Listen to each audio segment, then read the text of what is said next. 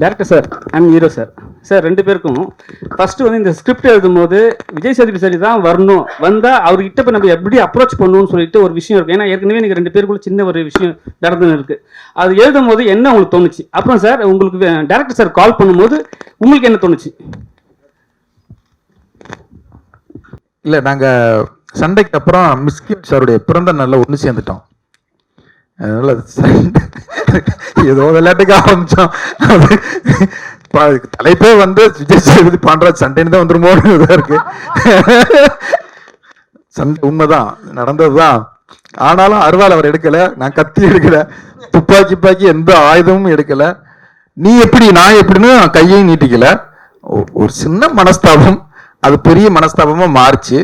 சரி, ஓகே, வாழ்க்கையில உங்களை நானும் படம் வேண்டாம், நீங்களும் படம் பண்ண வேண்டாம், புரிஞ்சுட்டோம். அன்பா தான் புரிஞ்சோம், சண்டைகள்லாம் வார்த்தையெல்லாம் இல்லை. அப்புறம் மிஸ்கின் சார் அவர் பிறந்தநாள் கூப்பிட்டாரு. அங்கே போயிருக்கும்போது பார்த்தா அவர் என்ட்ரி ஆகுறாரு. இப்போ இந்த மனுஷனை நம்ம இப்போ எப்படி ஃபேஸ் பண்ணுறது, நம்ம விலைக்கு போருமா நான் யோசிக்கிறேன். அவரும் அந்த மனநில வந்தாரா என்னன்னு தெரில. சரி, ஹாய் சொல்லிடுவோமா, இல்லை அப்படியே விலை ஓரமா. ஒரு ஈகோ இருக்கும்ல, பொதுவாக மனிதனுக்குள்ள ஒரு ஈகோ இருக்கும்ல, அந்த ஈகோ எனக்கு கொஞ்சம் அதிகம் இருக்குன்னு வச்சுக்கங்களேன். ஓடிக்கிட்டே இருக்கு. கேக் வெட்டுவோம் அப்படின்னு மிஸ்கின் சார் கூப்பிட்றாரு. அப்புறம் அந்த கூட்டத்தோட மிங்கிள் ஆகிட்டோம். இந்த கூட்டத்துக்கு அந்த மனுஷன் நம்மளை பார்க்க போகிறான் அப்படின்ட்டு மிங்கிள் ஆகிட்டோம். திடீர்னு பார்த்தா கேக் வெட்டிக்கிட்டு இருக்கும்போது ஒரு கை வந்து அப்படி கழுத்தோட இழுக்குது. இழுத்துட்டு பார்த்தா திரும்பி பார்த்தா இவர், என்ன தலைவா,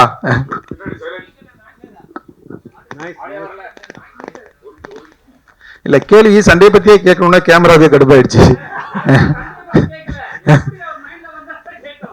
அதனால அந்த அந்த என்ன தலைவர் அப்படி பண்ணிட்டீங்க அப்படின்னு சொல்லிட்டு அடுத்து ஒரு படம் பண்ணுவோமான்னு அங்கேயே ஒன்று சேர்ந்துட்டோம். அது அவரே கேட்டுட்டாரு. இல்ல தலைவா, அன்னைக்கு நீங்க கொஞ்சம் அப்படின்னு, இல்லை நீங்களும் கொஞ்சம் அப்படித்தான் பேசுனீங்க அப்படின்னு. சரி, ஓகே, அடுத்து ஒரு படம் பண்ணுவோம் அப்படின்னா அப்புறம் கதையை வந்து நான் என் கேமராமேன்ட்ட சொன்னேன், இது சேது சார் பண்ணாதான் நல்லா இருக்கும்னு. சேது சாரோட அவன் வந்து நிறைய படங்கள் பண்ணியிருக்கான். அவன் உடனே போன் அடிச்சு, பாண்டியராஜ் ஒரு சரியான கதை வச்சிருக்கான் கேளுங்க அப்படின்னாரு. ஓகே, வர சொல்லுங்க, எனக்கு ஒன்றும் பிரச்சனை இல்லை.